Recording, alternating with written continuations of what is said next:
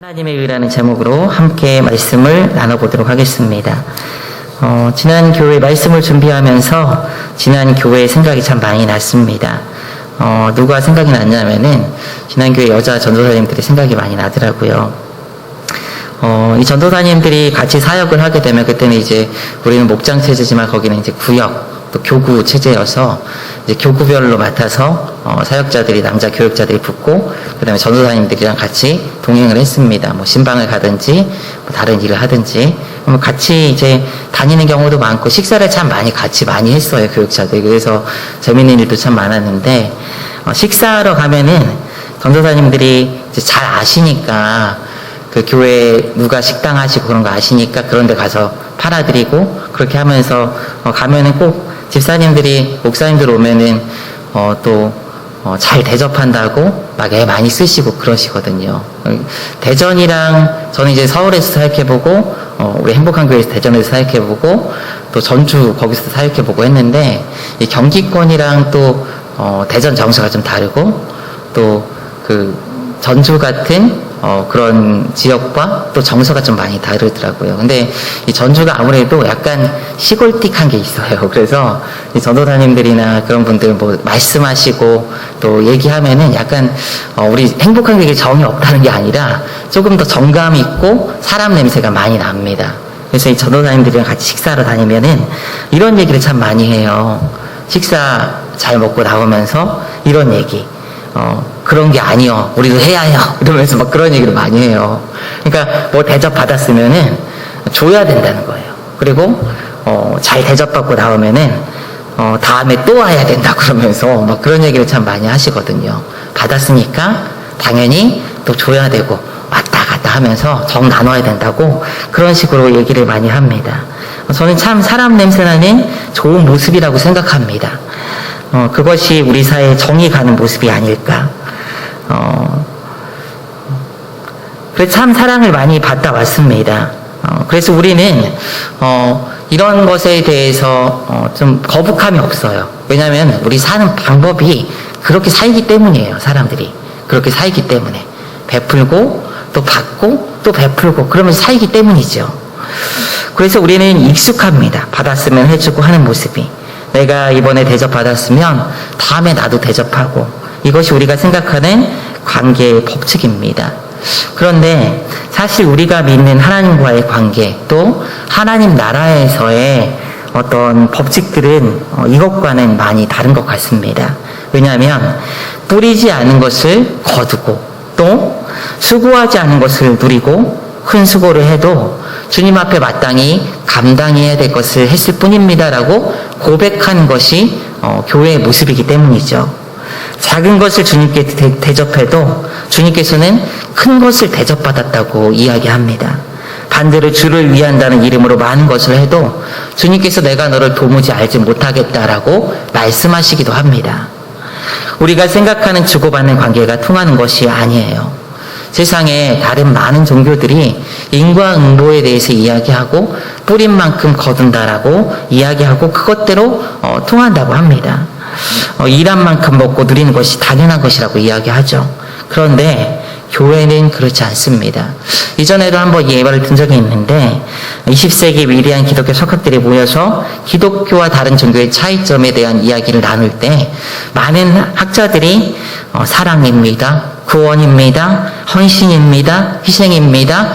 이런 가치 있는 것들을 이야기했을 때 그 자리에 그 모든 상황들을 정리한 학자가 C.S. 루이스라는 기독교 철학자입니다. 이 C.S. 루이스라는 철학자가 그 자리에 모였을 때 이 얘기를 한마디 했어요. 그것은 어렵지 않습니다. 그것은 바로 은혜입니다. 라고 이야기를 했습니다. 은혜라는 것은 말 그대로 받을 자격이 없는 자에게 거저 주시는 하나님의 선물이죠. 구원이 바로 이 은혜라는 것입니다. 우리가 구원받을 자격이 없음에도 하나님께서 우리를 은혜로 구원하셨음을 여러분 마음속에 새길 수 있는 은혜가 있기를 원합니다. 우리는 이 은혜에 속한 자라는 것을 늘 기억해야 합니다. 그러지 않으면 우리의 삶의 방향이 하나님이 우리를 구원하신 은혜의 법에서 벗어난 삶이 되기 쉽기 때문입니다. 오늘 말씀을 나누면서 이 은혜를 확인하고 나는 이 은혜의 법칙에 맞게 살아가고 있는지 자신을 잘 돌아볼 수 있는 시간이 되기를 원합니다. 오늘 본문 말씀 전에 사도 바울은 하나님의 선택, 그리고 좀 어려운 말인데 유기, 곧 자신이 구원 얻을 자를 구원하고 구원받지 않은 자를 내버려 둔다는 말씀을 하게 됩니다. 이것이 하나님의 주권이라는 것이죠. 하나님 마음대로 구원받을 자를 선택하시고 또 내버려 둘 자도 하나님께서 내버려 둔다는 거예요. 그냥. 그러면서 토기장이의 비유를 앞서 이야기합니다. 그리고 이 토기장이의 비유 가운데 아주 중요한 말씀을 한마디 하시는데 로마서 9장 23절에서 24절까지 말씀을 우리 다 같이 소리내서 한번 읽어보도록 하겠습니다. 함께 읽습니다. 시작. 또한 영광 받기로 예비하신 바 긍휼의 그릇에 대하여 그 영광의 풍성함을 알게 하고자 하셨을지라도 무슨 말을 하리요. 이 그릇은 우리니 곧 유대인 중에서뿐 아니라 이방인 중에서도 부르신 자니라. 아멘. 24절에 보게 되면은 영광 받기로 예비하신 바 긍휼의 그릇이 누구냐에 대한 이야기를 합니다. 유대인 중에서뿐만 아니라 이방인 중에서도 부르신 자라는 부분이 있습니다. 이방인이라고 멸망받고 유대인이라고 다 구원 얻는 것이 아니라는 것을 바울은 강조하고 있는 거예요. 이는 당시 바울의 시대에 유대인들에게는 굉장히 충격적인 말일 것입니다. 율법에 속해서 하나님의 선민이라는 의식을 가지고 있는 자들에게는 우리 중에서도 다 구원하는 게 아닌가? 라는 생각을 하게 하기 때문이죠. 그리고 동시에 이방인들에게는 희망을 주는 부분이에요. 당연하게. 우리가 예수 그리스도를 믿어서 구원하는 것이 감사하구나 라는 희망을 주는 부분이기도 합니다. 그러면서 바울은 하나님께서 이 부분을 이야기한 다음에 하나님께서 부르신 자는 누구인가에 대한 이야기를 해요. 하나님께서 부르신 자는 누구인가? 택하시고 이에 따른 의롭다함을 어떻게 얻느냐? 얻는 자들이 어떤 자들이냐? 어떻게 얻게 되느냐라는 것을 이야기해요. 우리 9장 30절 말씀, 31절 말씀 이어서 한번 읽어보도록 하겠습니다. 함께 읽습니다. 시작. 그런즉 우리가 무슨 말을 하리요? 의를 따르지 아니한 이방인들이 의를 얻었으니 곧 믿음에서 난 의요. 의의 법을 따라간 이스라엘은 율법에 이르지 못하였느니라. 아멘. 여기서 이 31절에 의의 법이라는 말이 있습니다. 이 말은 율법을 빗대어서 표현한 말이에요. 율법이 사실은 의가 무엇인지 보여주고 그것을 요구하는 것이 율법이기 때문이죠. 그래서 의의 법이라고 바울은 지칭을 합니다. 그런데 의의 법을 따라간 이스라엘은 율법에 이르지 못하였다라고 바울이 표현을 하죠. 곧 율법의 기대치를 충족하지 못했다는 것입니다. 그래서 의를 얻지 못했죠. 반대로 의를 따르지 아니한 이방인들, 곧 율법이 추구하는 의를 따르지 않은 이방인들은 도리어 의를 얻었다라고 이야기를 합니다. 그 의가 무엇이냐? 바로 믿음으로 얻은 것이다라고 바울은 이야기하고 있어요. 로마서에서. 바울은 왜 유대인들이 의의 법을 따랐음에도 의를 얻지 못했는지 이어서 설명을 하게 됩니다. 우리 로마서 9장 32절, 33절 말씀을 읽어보도록 하겠습니다. 함께 읽습니다. 시작. 어찌 그러하냐? 이는 그들이 믿음을 의지하지 않고 행위를 의지함이라. 부딪힐 돌에 부딪혔느니라. 기록된 바 보라 내가 걸림돌과 거치는 바위를 시온에 두노니 그를 믿는 자는 부끄러움을 당하지 아니하리라 함과 같으니라. 아멘. 그것은 의를 얻는 방법이 자신의 행위에 대한 의지라는 거예요. 이 유대인들에 있어서. 그런데 그 행위를 의지하여 의를 얻는 것의 결과가 무엇이냐 하면은 32절 후반부에 붙이는 돌에 부딪혔다라는 표현을 쓰거든요.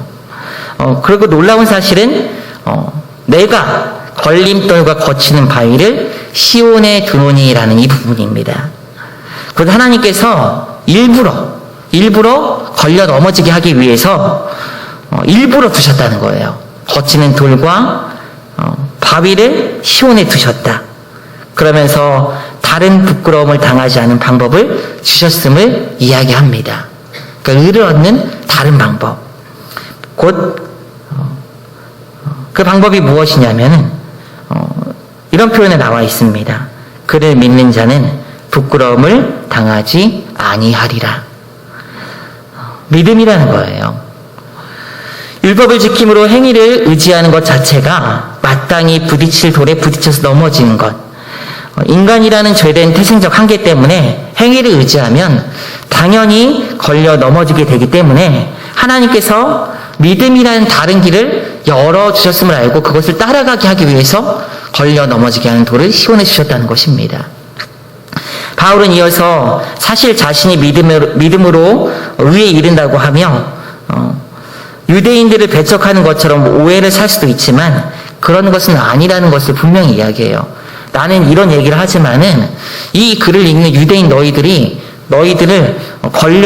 배척하는 거 아니다. 오히려 나는 너희들이 구원 얻기를 원한다라는 것을 이야기해요. 그게 10장 1절에 나와요. 형제들아 내 마음에 원하는 바와 하나님께 구하는 바는 이스라엘을 위함이니 곧 그들로 구원을 받게 함이라. 아멘. 자신은 형제인 유대인들 모두가 구원 얻었으면 좋겠다는 것을 분명히 말하고 있습니다. 이를 내가 마음에도 원하고 지금도 하나님께 구하고 있다고 표현하고 있어요. 그 간절함이 자기 마음에 있다는 거예요. 왜냐하면은 바울도 유대인이기 때문이죠. 그래서 자기 민족들이 다 구원 얻기를 원하는 마음이 있었던 거예요. 바울은 그러면서 이제 이어서 형제를 사랑하는 그 안타까운 마음으로 유대인들이 행위를 의지하여 의를 얻는다고 하는 자세의 근본적인 문제점을 이야기를 합니다. 그 10장 2절에 나와 있는데요. 우리 같이 한번 읽어보도록 하겠습니다. 함께 읽습니다. 시작. 내가 증언하노니 그들이 하나님께 열심히 있으나 올바른 지식을 따른 것이 아니니라. 아멘. 열심은 있어요. 유대인들이. 열심은 있는데 올바른 지식을 따른 것이 아니다라고 얘기합니다. 곧 믿음에서 나지 아니한 열심은 바른 열심이 아니라는 것이에요. 마치 유대인들은 하나님께서 주신 율법을 지키는 행위를 통해서 구원을 얻으려는 삶의 태도로 살아왔던 자들입니다. 그래서 자신들은 하나님께 택함받았다는 선민의식이 늘 있었어요. 자신에겐 율법이 있으니까. 율법을 소유했기 때문에 우리는 구원을 얻는다. 또 그 하나님의 은총을 지속하기 위해서 이 율법을 잘 지켜야 된다. 지켜와야 한다. 또 지켜야지 구원을 얻는다라는 그런 의식을 가지고 있었습니다. 그런데 그것이 바른 지식이 아니라는 거예요. 바울이 이야기하는 것이. 이는 다 행위에 근거한 구원관이다라고 이야기합니다. 우리도 그렇습니다. 우리는 무언가 얻기 위해서, 구원을 얻기 위해서 열심히 살아가는 존재들이 아닙니다. 우리가 열심을 품은 것, 우리가 교회를 섬기고 사랑하고 사명을 감당하는 것, 말씀대로 살려고 애쓰고 하나님을 의식하고 살려고 애쓰는 것, 그것은 좋은 것을 누리기 위한 목적, 자기가 좀 더 돋보이게 하기 위한 목적, 하나님께 의롭다고 인정되기 위해서 잘 보이기 위함이 아니라는 거예요. 마치 우리 수준에서 이런 일을 생각할 때가 있어요. 하나님께 잘 보이면, 잘 감당하면 잘 될 거야. 그러면 나는 천국에 조금 더 가깝겠지. 라는 생각을 하기 쉬워요. 우리 수준에서. 왜냐하면 주고받는 게 익숙하니까요. 많이 받고 선하게 살면은 잘 되고 많이 누리게 주면 또 많이 받게 되는 것이 익숙하니까요. 우리 수준에서 우리는 마치 우리의 행위를 근거해서 구원, 복, 명성, 나의 이런 형통들을 구하려고 해서는 안 됩니다, 여러분. 이런 태도가 하나님과 거래하려는 태도예요, 여러분. 거래하려는. 내가 이만큼 했으니까 하나님 이렇게 해주세요. 내가 이만큼 했으면 하나님께서 이만큼 해주시겠지. 거래하려는 태도예요. 하나님은 이렇게 우리가 거래할 분이 아니십니다. 바울은 이런 구원을 추구하는 행위를 무엇이라고 하냐면 10장 3절 말씀 우리 다 같이 한번 읽어보도록 하겠습니다. 10장 3절 소리내서 읽어봅니다. 시작. 하나님의 의를 모르고 자기 의를 세우려고 힘써 하나님의 의에 독종하지 아니하였느니라. 아멘. 자기 의를 세우는 것이라고 이야기해요. 바울은요. 마치 주님을 위하고 주님을 사랑해서 하는 것 같지만 이를 통해서 무언가 얻으려고 하고 구원을 얻을 수 있다는 생각은 자기 의를 세우는 것이라는 것을 바울이 분명히 꼬집습니다. 우리가 하는 교회에서의 모든 일은 그래서 여러분 순수해야 합니다. 모든 행위들은 순수해야 돼요. 순수해야 돼요. 하나님의 영광, 예수 그리스도를 믿음에서 오는 감사, 이것이 아닌 다른 목적이 있다면 이는 자기 의를 세우는 것이 되는 줄 여러분 명심하시길 바랍니다. 이런 무지를 가지고 신앙생활을 하게 되면 어떻게 됩니까? 3절에서 우리가 읽었지만 이렇게 얘기해요. 자기 의를 세우느라 하나님의 의에 복종하지 않게 된다라고 이야기합니다. 결국 하나님을 위하고 교회를 위한다고 하면서도 하나님의 의에 복종하지 않는 거예요. 복음에 복종하고 복음에 합당한 삶을 살아가지 못하게 된다는 것입니다. 그러면 결론적으로 의는 어떻게 얻게 됩니까? 우리 10장 4절 말씀 소리내서 읽어봅니다. 함께 읽습니다. 시작. 그리스도는 모든 믿는 자에게 의를 이루기 위하여 율법의 마침이 되시니라. 아멘. 그리스도가 마침이 되셨어요. 이루셨어요. 모든 믿는 자에게 의를 이루셨습니다. 분명히 율법을 지켜도 구원을 얻습니다. 그런데 율법을 지킬 수 있는 사람이 없기에 율법으로 의를 이룰 수 없음을 인정하고 그리스도를 믿는 모든 자들에게 의를 주님께서 이루셨다라고 합니다. 이것을 인정하고 믿고 받아들이고 감사할 수 있는 여러분들 되시기를 주님의 이름으로 축원드립니다. 누가? 그리스도께서. 우리는 단지 그리스도께서 그리스도를 믿기만 하면 그 은혜를 입을 수 있음을 바울은 결론 내리고 있어요. 사랑하는 성도 여러분, 우리의 구원이 오직 그리스도를 믿음으로 주어졌음을 믿으시기 바랍니다. 믿으시기 바랍니다. 다른 어떤 것을 더해서 구원 얻을 수 있다는 생각을 버리시기 바랍니다. 믿음으로 주님께서 거저 주셨음을 인정하시고 감사하시는 여러분들 되시기를 주님의 이름으로 축원드립니다. 이것이 은혜입니다. 이상해요? 이상할 수 있어요. 왜냐하면 세상에서 그렇게 살아오지 않았기 때문에. 세상에서 그렇게 살아오지 않았기 때문에. 세상에서와는 너무 다르니까요. 그래서 은혜라고 했잖아요.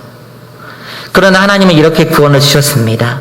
감사하고 이를 인정하고 묵상하고 따를 수 있는 여러분들 되시기를 주님의 이름으로 부탁드립니다. 그런데 오늘 말씀을 읽을 때 본문을 통해서 우리에게 말씀하시는 바를 조금 더 구체적으로 파악하기 위해서 우리가 고려해야 될 사항이 하나 있습니다. 로마서가 왜 기록되었을까 하는 점을 한번 살펴볼 필요가 있어요. 로마서는 로마에 바울이 방문하기 전 그 기간이 AD 55년에서 58년경에 쓰여졌을 것이라고 추정이 됩니다. 그리고 다른 사도들로 말미암아 이 로마의 교회가 세워지진 않았어요. 누가 로마에서 활동했는지 역사상의 기록은 없습니다. 자연적으로 성도들을 믿는 사람들이 많아지고 공동체들이 세워졌을 것으로 이제 생각이 되죠. 1세기 초반에 많은 유대인들이 로마에 거주를 했습니다. 유대인들이 참 많았어요, 로마에. 초기 로마 교회에는 그래서 유대인들이 상당수가 있었습니다. 그런데 많은 유대인들이 역사적인 기록을 보게 되면은요, AD 49년에 로마에서 큰 일을 당하게 돼요. 그래서 유대인들은 다 로마에서 쫓아내는 일이 벌어지게 됩니다. 사도행전 18장 2절에서도 이 브리스길라와 아굴라가 이 사건으로 이때 쫓겨났음을 기록하고 있어요. 그러다가 다시 추방령이 해제되면서 AD 54년경에 다시 유대인들이 로마로 유입이 되죠. 자연히 이 기간 동안 다시 이제 유대인들이 들어오기 전 이 기간 동안에 로마에는 어떻게 교회가 운영이 되냐면은 유대인들은 다 쫓겨나가고 로마인들 그리고 유대인들이 아닌 다른 이방민들이 유대 교회의 그 교회 기독교를 유지하고 공동체를 이루고 있었습니다. 교회가 그렇게 성장이 되었어요. 그들을 중심으로. 이제 후에 추방령이 해제된 뒤로 유대인들이 다시 로마로 들어오기 시작하면서 이방인 기독교인들과 율법의 문제로 갈등하기 시작했습니다. 이에 대해서 바울은 이 로마서를 쓰면서 교회에 방문할 것을 미리 알리는 동시에 이 문제에 있어서 이 문제를 어떻게 다룰 것인가에 대한 이야기를 이 로마서를 통해서 지금 바울이 하고 있는 거예요. 이런 맥락에서 로마서를 보게 되면 오늘 우리는 바울이 믿음에서 난 의로 말미암아 구원을 얻는다는 것을 왜 강조했는지 알 수가 있습니다. 바울은 믿음이 연약한 율법을 지키는 것을 강조하는 유대인 그리스도인들과 오직 믿음으로 세움받은 이방인 그리스도인들 사이에 이런 갈등에 대해서 로마 교회의 하나됨을 위해서 이 로마서를 기록했던 거예요, 여러분. 그리고 그 출발이 우리가 어떻게 구원 얻었는지에 대한 깊은 내용부터 시작하고 있다는 것을 우리는 기억해야 합니다. 그런 배경에서 오늘 말씀은 율법을 지키는 문제, 그리고 행위라는 부분을 자기 의삼아 특별히 자기가 좀 더 낫다는 의식을 가지고 있거나 좀 특권이 있다라는, 물론 말은 하지 않죠. 그러나 그런 의식을 가지고 있는 사람들에 대해서 사람들이 문제를 일으키는 것에 대해서 그 문제를 어떻게 해결할까에 대한 문제를 지금 답을 제시하고 있는 거예요. 그래서 이렇게 말하는 거예요. 오늘 본문을 바울은 이런 식으로 쉽게 제가 한번 표현해 볼게요. 로마의 그런 문제를 가지고 있는 로마인들을 향해서, 로마의 그리스도인 여러분, 주님께서 유대인과 이방인들 중에서 택한 자들을 마음대로 구원하신 것이 아닙니까? 율법을 지킨다고 율법의 행위로 구원을 얻는 것이 아닙니다. 만약 그랬다면 유대인들은 다 구원을 얻어야 하지 않겠어요? 그것이 아닙니다. 택한 자만 구원을 얻는 거예요. 그러면 어떻게 구원을 얻을까요? 믿음에서 난 의를 통해서 얻는 것입니다. 유대인들의 다수가 있는데 구원 얻지 못한 이유가 무엇입니까? 믿음을 의지하지 않고 행위를 의지했기 때문입니다. 그래서 율법으로 구원을 얻지 못한 것이고 믿음으로만 구원을 얻는 것입니다. 유대인들은 하나님께 열심을 품었는데 그것은 잘못된 지식, 곧 율법을 지켜서 행위로 구원을 얻는다는 잘못된 알면서 온 열심입니다. 구원을 얻는 것은 율법이 아니라 믿음이라는 것, 행위가 아니라는 것을 꼭 기억해야 합니다. 라고 바울은 지금 편지하고 있는 것입니다. 이는 율법으로 갈등하고 있는 유대인 그리스도인들과 이방인 그리스도인들 사이에서 근본적인 물음을 길게 하고 있는 거예요. 어떤 질문이요? 어떤 물음일까요? 복음, 그리스도를 믿음으로 우리는 하나님의 영광을 누리는 존귀한 신분으로 바뀌었고 세상의 그 무엇보다도 가장 귀한 것을 누리게 되었는데 왜 다른 것을 이야기하고 다른 것을 의지하냐라고 바울이 지금 묻고 있는 거예요. 왜 다른 것을 자랑하냐? 왜 다른 것을 이야기하는 거야? 왜 복음이 아닌 다른 것으로 기준을 세우느냐라고 바울이 지금 묻고 있는 것입니다. 사랑하는 성도 여러분, 자기 의를 세우지 말아야 돼요, 우리는요. 자기 행위를 강조하지 말아야 합니다. 자기 기준을 강조하지 말아야 합니다. 복음으로 구원을 얻고 하나님 말씀, 예수 그리스도를 믿음으로 구원 얻었기에 우리의 행위가 말씀에 부합한다고 해서 이를 자기 의의 기준으로 삼아서는 절대로 안 된다는 거예요.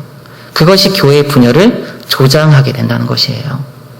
그래서 교회에서는 다른 이야기를 막 하는 거 좋지 않아요. 자기 생각과 자기 행위와 자기가 잘하는 것 강조하고 이야기하는 것 좋지 않아요. 그것이 거룩하게 보인다 할지라도. 나는 예배 잘 드리니까, 나는 새벽 예배 잘하니까, 나는 헌금 잘하니까, 나는 많은 헌금을 했으니까, 나는 교회에서 봉사하니까, 나는 착하게 사니까, 나는 말씀을 많이 아니까, 나는 말씀에 순종하니까, 또 나는 이런 직분이 있으니까, 나는 교회에 오래 다녔으니까, 나는 교회 건축할 때 얼마 헌금했으니까. 좋은 기준이에요, 여러분. 좋은 기준이기도 해요, 이런 기준들이. 그런데 이는 자신을 돌아보는 잣대로 삼으십시오. 내가 직분자니까 난 조금 더 해야 돼. 나는 열심히 품어야 돼. 이런 자신을 돌아보는 잣대로 삼으세요. 자신이 예배를 잘 드리는지 자신을 돌아보는 잣대로 삼으시라고요. 자신을 돌아보는. 내 삶을 하나님 앞에 믿음으로 드리는 나의 삶의 잣대로 삼으세요. 이런 것들을. 다른 이들을 판단하고 비난하고 정죄하고 또 그러면서 동시에 자신을 높이는 행위를 하지 않길 바랍니다. 이것이 교만이에요, 여러분. 교만. 교만 중에서도 영적인 교만은 잘 모릅니다. 내가 교만한지. 왜냐면 대놓고 이야기하지 않아요. 그런데 은근히 이야기하다 보면은 자기가 높아져요. 자기가 돋보입니다. 나는 신앙생활 잘하고 있다는 것으로 생각하기 때문이죠. 조금 낫다고 생각하기 때문이죠. 낫기는 뭐가 나을까요? 우리가 보기에는 위대해 보입니다. 잘하고 있어요. 그런데 하나님께서 행위로 보신다고 했습니까, 여러분? 아니에요. 앞서 기독교와 다른 세상적인 논리, 그리고 다른 종교와의 차이가 무엇이라고 했죠? 은혜라고 했습니다. 거절받은 거예요. 그러면 은혜를 알았다면 자신의 삶을 돌아보고 은혜에 합당한 삶을 믿음으로 사시는 여러분 되시기를 주님의 이름으로 축원드립니다. 그리고 그것으로 다른 이들을 비교하고 판단하고 정죄하면서 동시에 자신을 높이지 마세요. 이는 은혜로 구원받았다고 이야기하면서도 그것과는 다른 원리, 곧 행위를 기준으로 삼는 삶의 모습입니다. 사랑하는 여러분, 내가 지금 가장 크게 누리고 있는 것, 나를 나되게 하고 나를 소망의 존재가 되게 한 것, 내 생명과 영생이 하나님의 은혜, 내가 잘해서, 내가 똑똑해서, 내가 선해서, 내가 뛰어나서, 내가 잘생겨서 된 것이 아니라 오직 그리스도를 믿는 믿음으로 주님께서 거저주신 바 하나님의 은혜에 있음을 기억하시기 바랍니다. 그 은혜를 뼈에 새기고 피에 흐르게 하시기 바랍니다. 그냥 구원 얻었다고 만족하지 마시고 나는 앞서간다고 그렇게 스스로 높이지 마시고 제발요. 제발 그 은혜를 기억하면서 맡은 바 나에게 주어진 일들, 나에게 주님께서 나를 보고 기뻐하실 모습이 무엇일까 생각하면서 그 삶을 집중해서 살아갈 수 있는 은혜가 있기를 원합니다. 그럴 때 교회 안에 사람의 일로 분열하거나 나눠지지 않게 됩니다. 한국 교회로 인한 빛이 더 강하게 비칠 것입니다. 이 은혜가 중심이 되는 것은 바로 교회의 건강을 위해서 우리 안에 있어야 하는 기준입니다. 돈도, 물질도, 지식도, 착한 행위도 나의 종교적 열심과 신앙적 행위가 아닙니다. 은혜로 그리스도를 믿음으로 구원 얻었기에 그 은혜의 사고방식을 가지고 은혜의 언어를 구사하고 은혜의 가치로 사는 여러분들 되시기를 주님 이름으로 축원드립니다. 그럴 때 교회는 더 건강해질 수 있는 거예요.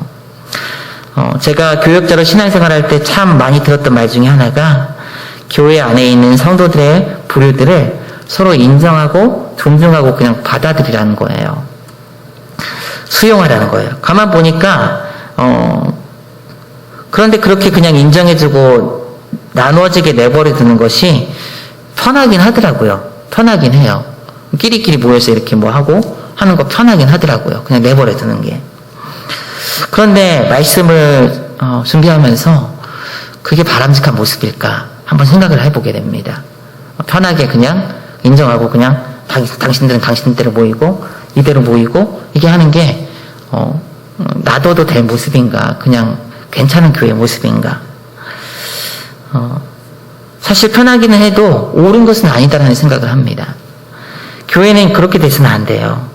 열심히 있는 사람들이 봉사의 자리에서, 우리 교회는 이제 좀 그렇진 않은데 정말 큰 대형 교회 같은 경우는 봉사 자리도 텃세가 있어요, 여러분. 텃세가. 그래서 못하게 해요, 막. 오면은 막 젠치하면서 막 힘들게 하죠. 처음 오시는 분들. 같은 수준의 교육받은 사람들만 모이고 텃세 부리고 같은 수준의 경제력을 가진 사람들만 모이고 이거 아니에요, 여러분. 이런 거 아니라는 거예요. 같은 학교, 지역, 같은 성, 같은 사업, 관심 있는 사람들끼리 모여서 끼리끼리 모이고 움직이는 것은 그건 교회가 아닙니다, 여러분. 교회 바람직한 모습이 아니에요. 교회는 그리스도 예수를 믿는 믿음으로 모이고 의롭게 인정되어 하나님의 일을 같이 해나가고 하나님의 뜻을 다양한 은사와 섬김으로 아름답게 조화롭게 서로 인정해주고 사랑해가면서 이뤄가는 공동체가 교회입니다.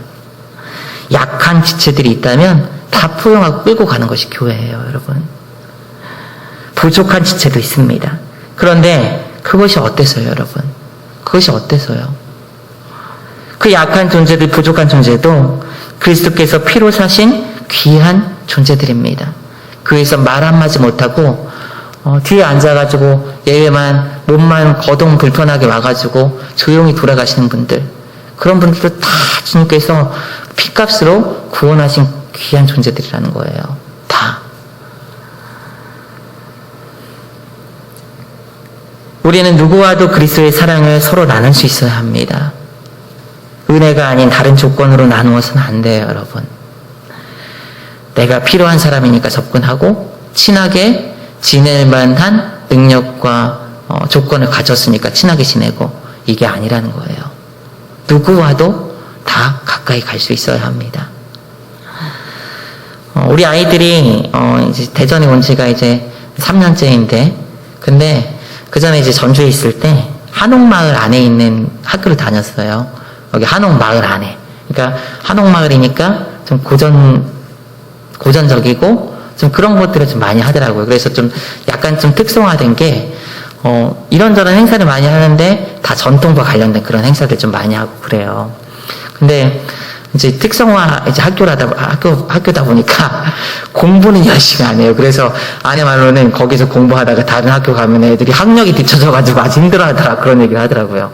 근데 어쨌든 우리 첫째가 이제 1학년, 2학년 거기 마치고 둘째는 이제 거기 유치원 다녔거든요. 근데 거기가 학교 한옥마을에 있다 보니까 주변에 그 주거 단지가 없잖아요. 그러니까 엄마 아빠들이 운전하면서 이렇게 데려다주고 막 해야 되니까, 그러니까 학생 수들이 막 늘 차지 않고 가고 싶으면 아무나 갈 수 있는 곳이에요. 그래서 아내가 데려다주고 데려오곤 했는데, 근데 거기서 참 재미있는 일이 많이 있었어요. 한옥마을 안에 있으니까 끝나고 아이들이랑 걸어오면서 한옥마을 구경도 많이 하고, 그 다음에 그런 추억도 많이 있습니다. 근데 한 번은 아이들이 가을 축제, 가을 그 행사를 하는데 아이들이 발표회를 해요. 그런데 그때 참 인상 깊었던 게 무엇이냐면, 금요일 저녁이었는데 이제 가서 아이들 준비한 행사 공연을 보고 왔어요. 근데 1학년, 3학년 정도쯤, 1학년에서 이제 3학년 정도쯤 되는 그 학생들이 음악에 맞춰서 옛날에 뭐 어른들 교복 입고 막 이렇게 고등학교 교복 그 쬐끄맣게 이렇게 해가지고 입고 거기서 막 맞춰서 공연을 하는데, 그런데 아이들이 열심히 준비했을 거 아니에요. 한 10명 정도 되는 아이가 무대에 딱 서가지고 막 음악에 맞춰서 이렇게 막 율동하고 하는데, 안무하고 막 하는데, 근데 딱딱 맞춰서 하잖아요. 거의 뭐 정확히 맞지는 않지만 애들이니까. 그런데 저 오른쪽 끝에서 어떤 아이 하나가 음악이 나오는데 다른 애들이랑은 전혀 다른 동작을 하면서 마음대로 막 춤을 추는 거예요. 마음대로 막 춤을 추는 거예요. 다리 흔들고 몸 흔들고 고개짓 하면서 막 마음대로 춤을 추는 거예요. 다른 애들과는 전혀 상관없이. 그런데 그 모습을 보는데 저는 그 모습이 참 예쁘게 보이더라고요. 진짜 그때 참 예쁘게 보이더라고요. 그 자리에 참여해서 못하는 아이예요. 그걸 못하는 아이예요. 할 수 없는 아이예요. 그런데 같이 그 자리에 있으면서 그 무대를 그렇게 꾸며가는데 저는 그게 참 예뻐 보이더라고요. 그때 그게. 저는 교회가 그래야 된다고 생각합니다. 교회는 잘하는 사람이 이야기를 높이고 잘하는 사람이 모여서 이루는 공동체가 아닙니다. 엘리트 집단이 아니에요. 교회는요. 교회는 잘난 사람의 집단이 아닙니다. 하나님의 관점에서 교회는 죄인들을 불러서 세우신 공동체예요. 다 죄인이에요. 조금 잘나고 조금 부자고 조금 똑똑하고 조금 잘 배우고 하는 차이는 있을 수 있습니다. 그런데 그것으로 우리가 구원 얻는 것은 절대로 아닙니다. 그것으로 교회 일하는 것 아닙니다. 그것으로 무언가 주님 일을 한다고 착각하지 않길 원합니다. 교회는 믿음으로 죄인들을 불러서 하나님께서 믿음으로 역사하시고 하나님께서 세워가는 공동체임을 믿으시기 바랍니다. 내가 하는 것이 아니라, 내가 가진 돈이 하는 것이 아니라, 내가 가진 지식이 하는 것이 아니라, 내가 가진 어떤 기술이 하는 것이 아니라, 나를 통해서 나의 믿음 가운데 하나님께서 역사하셔서 하는 거예요. 따라서 그 안에 내가 하는 행위로, 내가 가진 지식으로, 내가 가진 무언가로, 내가 잘하는 무언가로 다른 이들을 판단하고 그것으로 기준 삼아서 나를 높이는 죄악된 모습으로 서지 않기를 주님의 이름으로 부탁드립니다. 우리는 다 부족해요. 오늘 오면서 죄 안 지은 사람 있습니까? 이 아침 짧은 시간이어도 죄 짓습니다. 죄 지어요, 우리는요. 똑똑하다고 죄가 없는 것이 아니고, 돈이 있다고 죄가 없는 것이 아닙니다. 착하게 살았다고 죄가 없다고요? 다 죄인입니다. 다 죄인. 우리는 함께 살아갑니다. 다 결핍이 있고 부족한 게 다 많아요. 우리는 하나님 앞에서 다 부족합니다. 율법으로, 우리의 힘으로 의를 이룰 수 없는 존재들입니다. 따라서 우리를 그렇게 인정해 주시고 의롭다 인정해 주시고 믿음으로 자녀 삼아 주셔서 불러주셨는데 이제 그 부름 안에서 우리의 믿음의 삶을 하나님께 내어드리는데 집중하며 사실 수 있는 여러분 되시길 원합니다. 다른 사람하고 비교해서 판단하지 마시고 다른 사람 못하는 것, 내가 잘하는 것 그런 거 이야기하지 마시고 나에게 주어진 믿음대로 하나님께 믿음을 달라고 구하면서 그 믿음으로 나의 삶을 주님께 드리고 공동체를 이뤄갈 수 있는 그런 귀한 공동체 되시기를, 그런 믿음의 삶 되시기를 주님의 이름으로 축원드립니다. 우리 다 같이 주신 말씀 기억하면서 함께 기도하기 원합니다.